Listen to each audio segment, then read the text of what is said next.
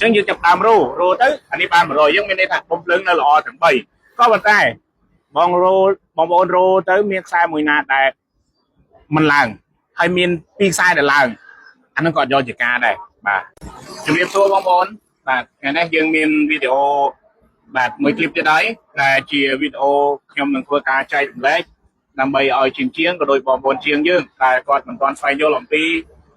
ប្រព័ន្ធភ្លើង3ហ្វាបាទរបស់ប្រភេទ KTM ហើយនេះបំភ្លើងរបស់វាណា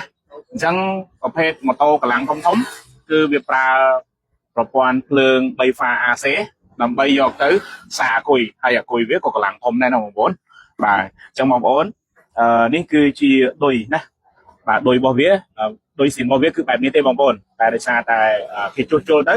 តែជាបាទបំភ្លើងគេរុំមកអញ្ចឹងណាបាទអញ្ចឹងក៏គេផ្ដាច់ហើយគេតដរិចខ្ញុំបានផ្ដាច់ឌុយវាមកតែឌុយរបស់វាគឺបែបនេះណាបាទអញ្ចឹងខ្ញុំនឹងចង់បញ្ជាក់បងប្អូនថាដើម្បីយើងវាស់បានហើយយើងគួរធ្វើដូចផ្ដាច់អញ្ចឹងណាបាទណាយើងវាស់បានហើយយើងដឹងអំពីតួលេខរបស់វាហ្នឹងគឺថាតើតួលេខរបស់វាបាទកម្រិតប្រមាណ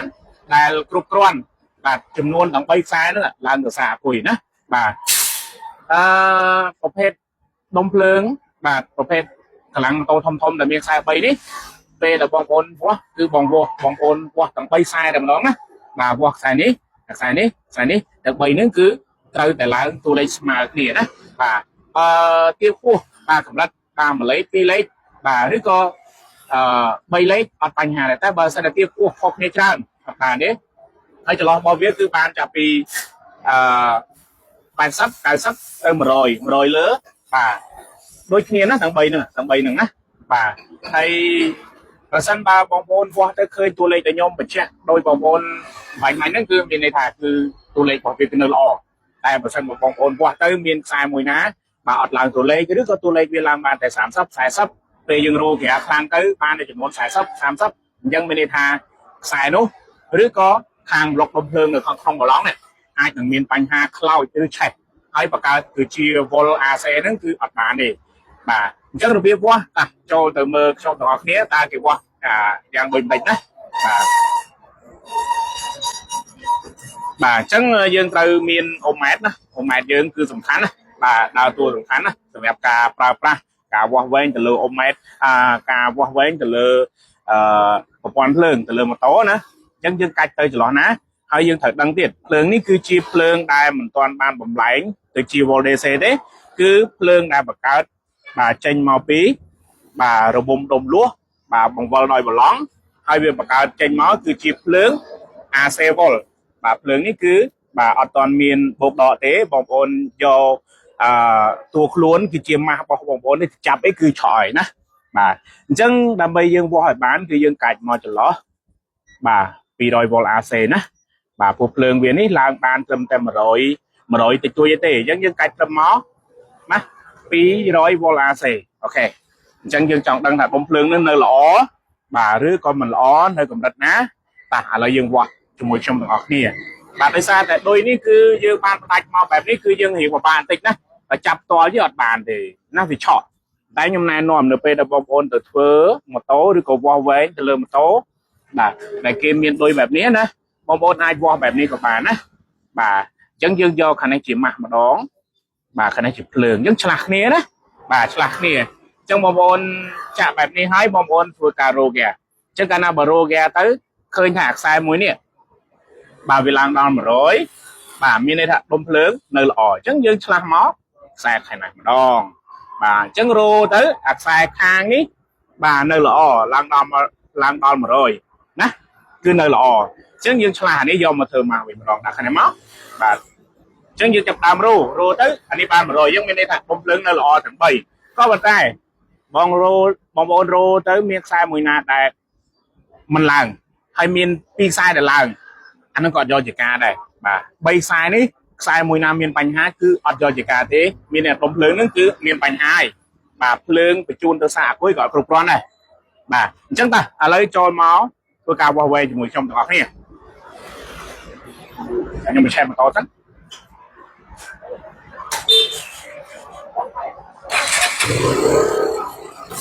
អូខេអញ្ចឹង tại sao tại vì miền đối dương nhiều của bạn tích đó còn tại mình ấy thì bọn ôn phải chỉ ai dừng vô lên đó chẳng lấy nhung chặt đau hoặc bị sai đi muối đó và hoặc sai đi muối hoặc sai đi và ok nè lấy dương chặt đau qua chẳng dương chặt đau trả cho tới và chẳng làm lương bây giờ toàn rô kia bạn mà đấy không có gì mà dương toàn bạn rô kia cứ mà phải năm mà phải couple và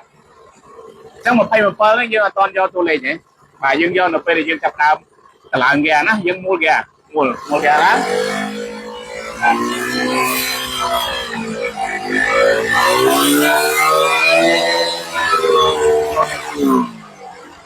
và lấy dương ban mặc sai ấy và khơi ra mặc saiนี่làm ban mà rồi gặp ram ok lấy dương tâm mặc sai tiếp đó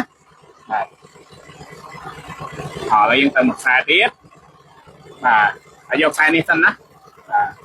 chúng ta làm ban từng bay sai để mà đón đó và tôi lấy nhé nè cái nào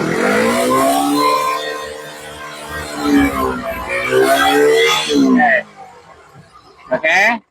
chẳng là ní ban đôi kia bà cứ một rồi đôi kia chẳng mình thà lọ bị đom ấy mà là đom trong cõi nữa bà sai trong cõi thì dân tôi khai slap mà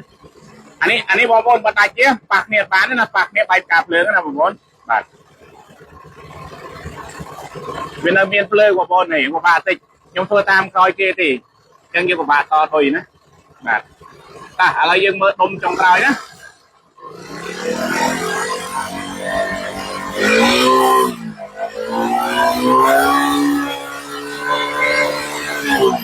ok bà chẳng cứ ban mà rồi nè